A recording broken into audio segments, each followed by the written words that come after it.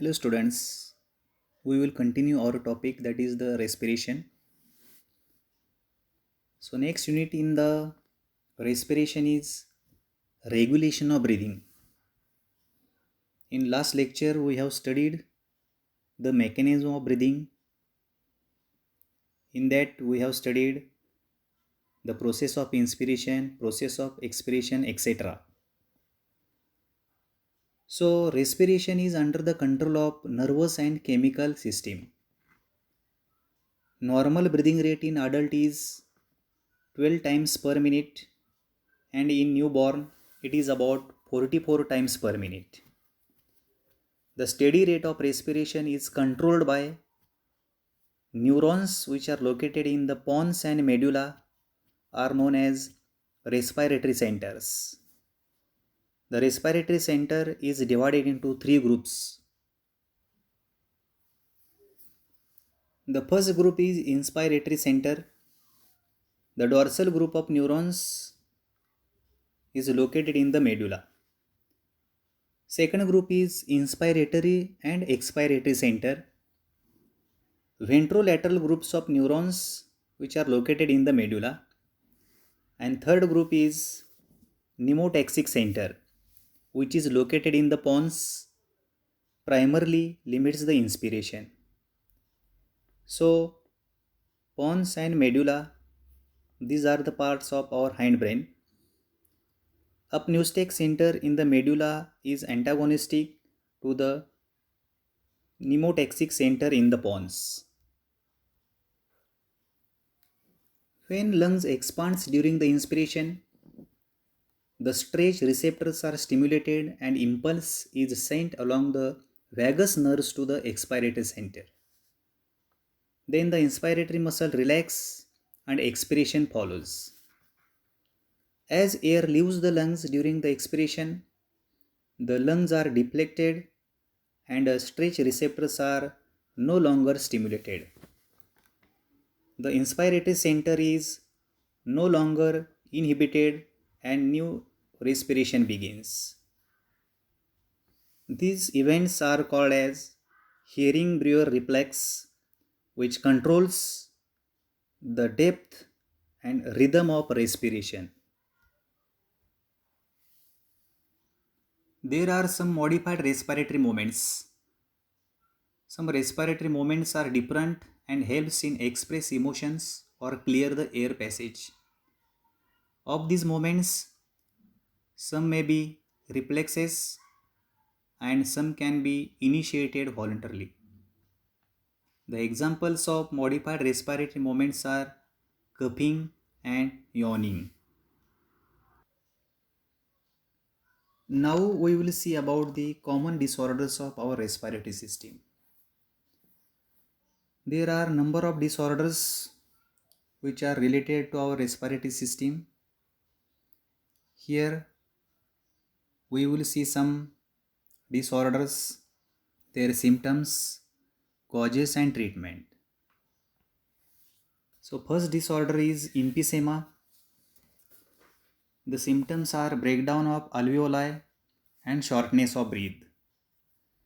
It is mainly caused by smoking and polluted air.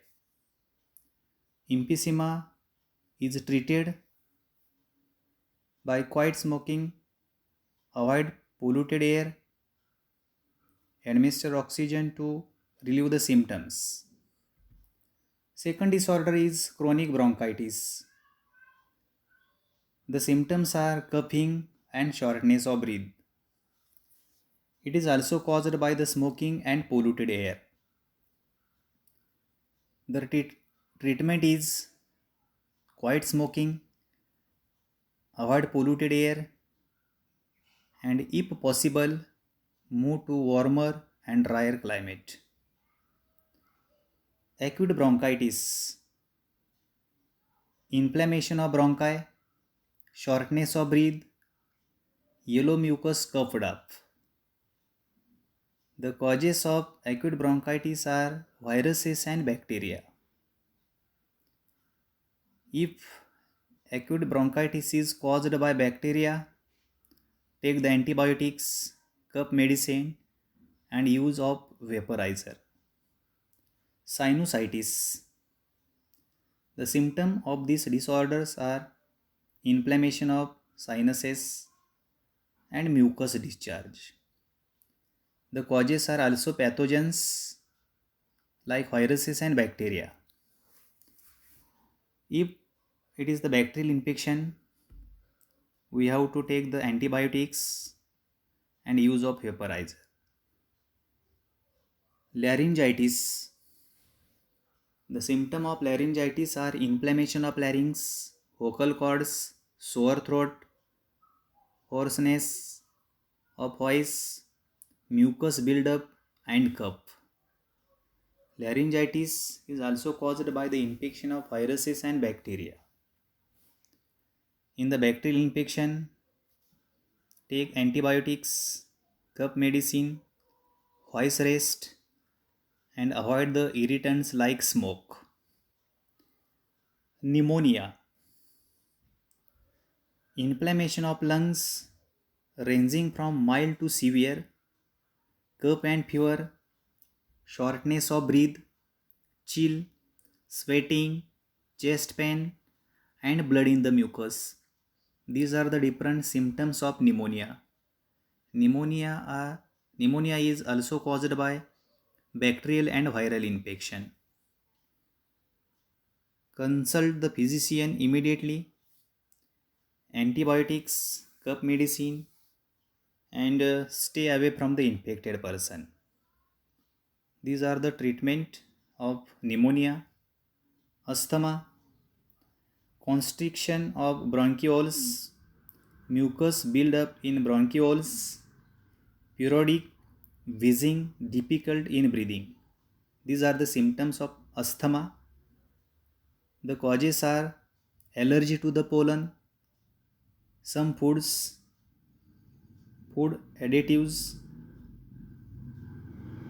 Treatment for the asthma is use of inhalants to open passageway and avoid the irritants. And lastly, there are some occupational respiratory disorders like silicosis and asbestosis. The symptoms of occupational respiratory disorders are inflammation, fibrosis, and lung damage. The causes are long-term exposure to the dust particle, silica and asbestos particles during the occupation. Protective mask and gear during the work. These are the effective treatment for the occupational respiratory disorders. Now we will see about the artificial ventilation or artificial respiration and ventilators also. Artificial ventilation is induced breathing in a person when natural respiration has ceased or faltering. If it is used properly and quickly, it can prevent the death. There are two main steps: establishing and maintaining an open air passage from upper respiratory tract to the lungs, and second is mechanical means like ventilators. Ventilator is a machine that can support the breathing and used during the surgery, treatment for the serious lung diseases or other conditions when normal breathing fails. Ventilator is used in hospitals as a part of life support system. Ventilators do the following: it can get the oxygen into the lungs, remove CO2 from the lungs, and helps the patient breathe. Last unit in this topic is transportation in living organisms. All living organisms shows exchange of material with their surroundings as well as between the various parts of their body.